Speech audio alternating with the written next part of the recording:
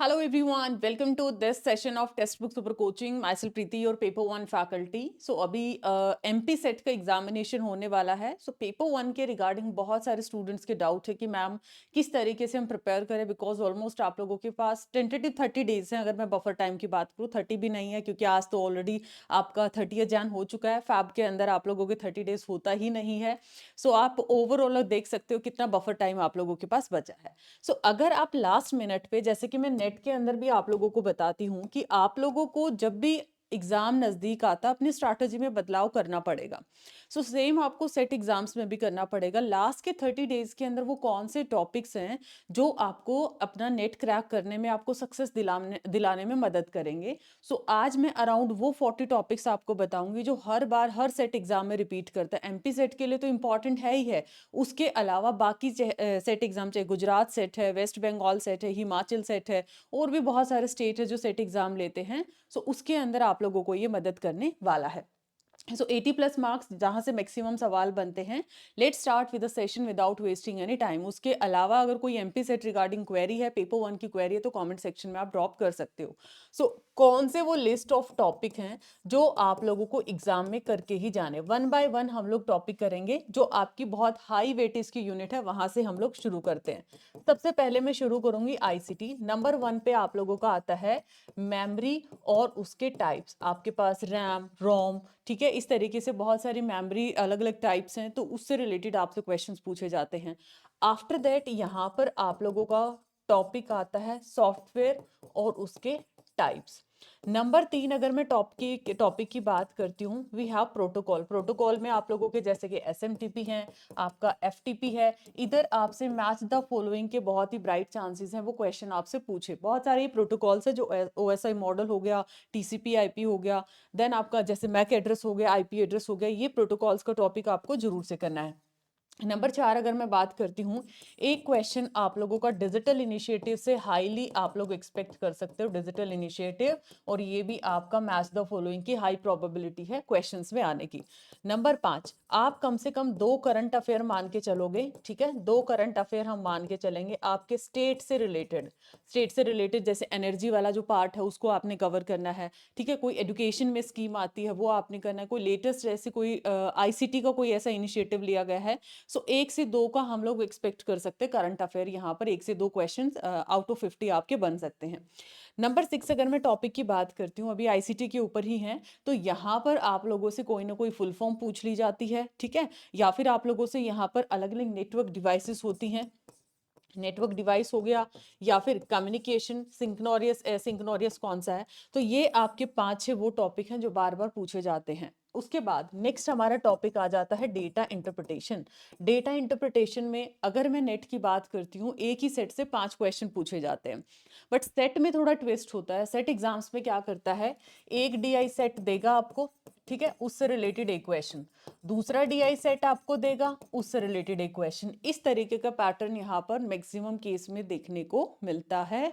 सो ये आप लोगों को यहाँ पर थोड़ा सा अपनी अप्रोच को चेंज करना पड़ेगा for your set examination. And highly आप लोगों का ये जो पूछा जाता है, या तो वो आपसे 2 वे टेबल पूछेगा, या फिर आप लोगों से पाई चार्ट के भी चांसेस हैं यहाँ पर पूछे जाने के. नंबर 8 पे बात करती हूँ. अगर मैं रीजनिंग की बात करती हूँ, तो रीजनिंग के अंदर आप लोगों के थोड़े टॉपिक में यहाँ पे क्रिस्प कर देती हूँ, तो आप नंबरिंग पे मत जाइएगा. यहाँ पर जैसे 7-8 तो इसी के अंडर में मैं टॉपिक्स डाल देती हूँ. अगर नंबरिंग डालनी है फिर तो ये 40 प्लस टॉपिक ही बन जाने. डायरेक्शन है, कोडिंग डिकोडिंग का, कोडिंग और डिकोडिंग हाईली एक्सपेक्टेड टॉपिक है. देन एक टॉपिक आपका आता है ब्लड रिलेशन, और नेक्स्ट आता है क्लॉक या फिर कैलेंडर. बाकी ज्यादा चीज देखने के लिए आप प्रीवियस ईयर के पेपर्स को भी देख सकते हो. सो इस तरीके से मान के चलो 8, 9, 10, 11, 12 ये टॉपिक्स आपके बने. आफ्टर दैट अगर मैं लॉजिकल रीजनिंग की बात करती हूँ, देन इसके अंदर आप लोगों का आ जाता है स्क्वायर ऑफ ऑपोजिशन. ये आप स्क्रीनशॉट भी ले सकते हो. ठीक है, नंबर 4 पे आप लोगों का आ जाता है टॉपिक फैलेसी. नंबर 15 पे आप लोगों का आ जाता है टॉपिक हेतवा भाषा. आफ्टर दैट नंबर 16 पे आप लोगों का जो टॉपिक आता है प्रमाण. ठीक है। और प्रमाण में सबसे इंपॉर्टेंट प्रमाण आएगा इन्फेरेंस। इन्फेरेंस जिसको आप लोग क्या बोलते हो, अनुमान बोलते हो। तो ये 16 टॉपिक्स आपके हुए। देन आपका 17 टॉपिक की बात करती हूँ। टीचिंग एप्टीट्यूड के अंदर हाईली है, जैसे कि आप लोगों का लेवल ऑफ टीचिंग पे क्वेश्चन पूछा जाएगा, level of teaching. After that आपको यहाँ थोड़ा ना हाइपोथेटिकल क्वेश्चन बनेगा या सिचुएशनल क्वेश्चंस पूछेंगे। आपके कम्युनिकेशन की बात करें या टीचिंग एप्टीट्यूड की बात करें, तो इसमें थोड़े सिचुएशनल क्वेश्चंस के भी रेडी होके जाना है कि अगर आप एक टीचर हैं तो उस सिचुएशन में आप क्या करेंगे, टीचर स्टूडेंट को कैसे डील करेगा। तो टीचिंग और कम्युनिकेशन में ऐसे क्वेश्चंस की भी प्रोबेबिलिटी है। देन यहाँ पर अलग थोड़ा सा थ्योरी के रिगार्डिंग भी क्वेश्चन है, अलग अलग वायोगॉट्स की है, या फिर आपसे डिफरेंट डिफरेंट थ्योरीज पूछी जाती हैं, एरिक्शन है, तो उनकी थ्योरीज पे भी थोड़ा सा आपने यहाँ पे फोकस कर लेना है। नेक्स्ट अगर मैं बात करती हूँ इवैल्यूएशन पे, बहुत रिपीट पे क्वेश्चन बनता है। इवैल्यूएशन का मतलब होता है हम लोग जो मूल्यांकन करते हैं, फॉर्मेटिव है, डायग्नोस्टिक है, समेटिव है, ये इवैल्यूएशन पे क्वेश्चन पूछा जाता है। आफ्टर दैट ये आप लोगों के क्वेश्चन 18, ये आपका 19। देन आता है 20th। ये छोटे छोटे टॉपिक है, लर्नर की कैरेक्टरिस्टिक्स है, तो मैं इनको जस्ट वर्बली आपको बताऊंगी, सेम कम्युनिकेशन के अंदर है, जो आपको मिला के सिचुएशन दे देगा। कम्युनिकेशन में आता है फिर टाइप्स ऑफ कम्युनिकेशन, ठीक है। देन आता है बैरियर, क्या क्या बाधाएं आती हैं, बैरियर ऑफ कम्युनिकेशन। 22 पे आता है model of communication. Model of types में सारा आपको करना है, वर्बल, नॉन वर्बल क्या है, इंटरपर्सनल क्या है, इंट्रापर्सनल क्या है, ये सारे कम्युनिकेशन आपको करने हैं। एंड 23 पे आप लोगों का आ जाएगा मास मीडिया, ठीक है। ये टॉपिक्स बन चुके।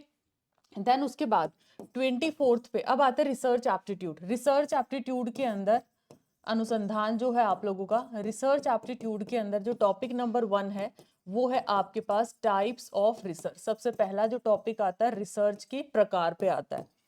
देन एक क्वेश्चन हम एथिक्स पे। नेक्स्ट एक क्वेश्चन आप लोगों का आ जाएगा जो आपके स्टाइल्स है, ठीक है, एपीए एमएलए स्टाइल है, उसके ऊपर क्वेश्चन है। एंड एक क्वेश्चन हम लोग एक्सपेक्ट कर सकते हैं एरर हो गया, या फिर आप लोगों से टाइप 1 टाइप 2 एरर क्या है, नल हाइपोथेसिस क्या है, ऑल्टरनेट हाइपोथेसिस क्या है। तो ये 5-6 वो टॉपिक्स है जो रिसर्च से आपसे पूछ लिए जाते हैं, जैसे 25th ये है, 26th ये है, 27th आपके ये है। और मैं ये नहीं बोलूंगी कि बाकी सिलेबस आपको इग्नोर करना है, ये टॉपिक्स मैंने इसलिए बताए हैं, बहुत हाईली वेटेज के टॉपिक हैं, हर बार हर नेट सेट में पूछे जाते हैं।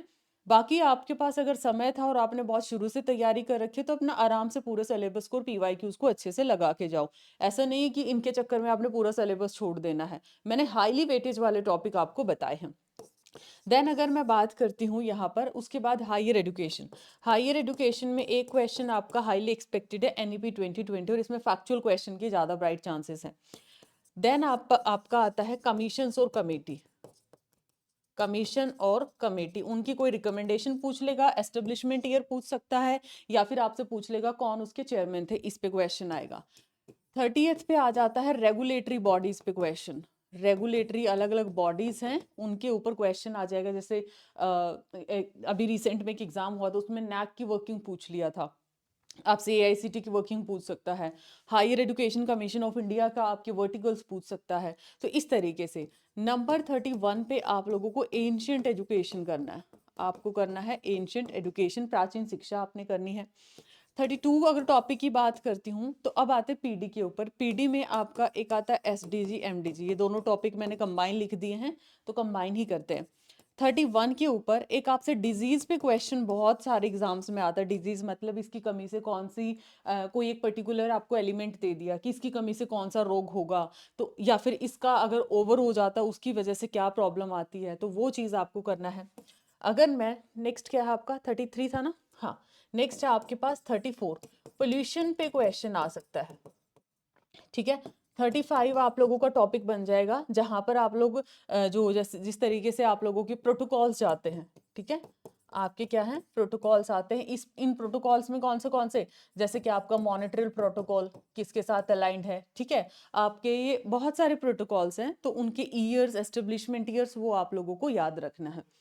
36 थोड़ा-सा स्टैटिक पार्ट अपने स्टेट का आपको पता होना चाहिए। स्टैटिक वाला जो पार्ट है तो वो एक आध क्वेश्चन हम लोग यहाँ पर उम्मीद कर सकते हैं। देन उसके बाद आप लोगों का 37th जिसमें 5 क्वेश्चन सीधे-सीधे बनते हैं, वो है आप लोगों का रीडिंग कॉम्प्रिहेंशन।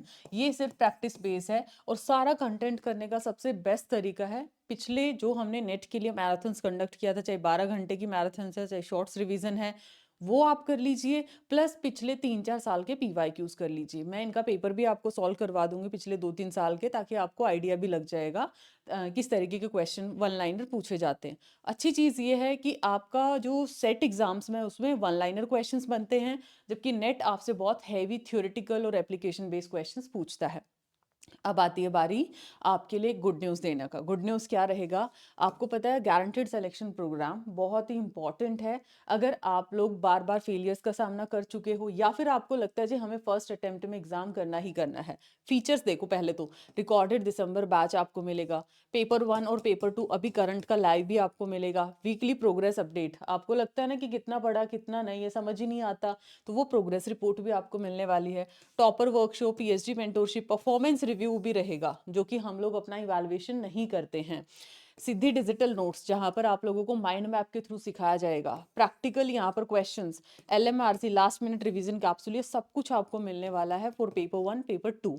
अब यहाँ पर ऑफर देखिएगा कि आप लेते कितने में हैं और आपको रिवर्ट कितना मिलता है। आपकी मेहनत, आपका फल, आपकी कहते हैं ना, वो आप बोलते हेड भी मेरा टेल भी मेरा, तो वो सिचुएशन यहाँ पर बनने वाली है आपके साथ। अगर आप इस साइकिल में जेआरएफ कर लेते हैं विद टर्म्स और कंडीशन एट जीएसपी के साथ, तो 77,000 आपको मिलने वाला है। और अगर आप क्वालिफाई करते हो नेट, तो आपको 26,000। और प्राइस आप देख सकते हो 12,499। मान लिया आपने 12,000 आप मान के चलो इसको, अगर आपने इतना पे कर दिया और उसके बाद आप 77,000 लेते, तो आप कितने गुना आपको रिवर्ट मिलता है। आपके ही पैसे थे, आपने वो भी वापस ले लिया, आपने इवन एक्स्ट्रा भी लिया यहाँ पर। सेम अगर नेट क्वालिफाई कर लेते हो तो 26,000। तो ये इसमें बहुत अच्छी अपॉर्चुनिटी है। बस इसमें आपको कंसिस्टेंसी चाहिए और आपने खुद के ऊपर कॉन्फिडेंस रखना है, मुझे जून में करना ही करना है। और मुझे नहीं लगता ऐसा कोई स्टूडेंट होगा जो अच्छे से पढ़ाई करेगा, रेगुलर क्लासेस करेगा, तब भी आपका एग्जाम क्रैक ना हो। मेरे को नहीं लगता ऐसी भी सिचुएशन हो सकती है, क्योंकि कहीं ना कहीं ये स्टूडेंट का भी रोल बहुत इंपॉर्टेंट होता है इसमें। And these are the prices for foundation batch. बाकी आई विल सजेस्ट कि आप इसी के साथ जाओ, जीएसपी के साथ। These are the prices. Preeti as faculty code use कर सकते हो, और ये ऑफर सिर्फ आज के लिए है, specially offer valid till midnight. कोई भी क्वेरी है you can connect on this number, या मेरे साथ टेलीग्राम पे कनेक्ट कर सकते हो। @प्रीति पेपर 1 टेलीग्राम ज्वाइन कर लीजिए। इसी सेशन के डिस्क्रिप्शन में गूगल फॉर्म दे, आप उसको फिल कर दीजिए, ताकि टीम आपकी हेल्प कर दे कोई भी अगर आपकी क्वेरी है तो। मिलते नेक्स्ट ऐसे इन्फॉर्मेटिव वीडियो में। कोई भी डाउट है you can connect in the comment section. Bye bye, take care.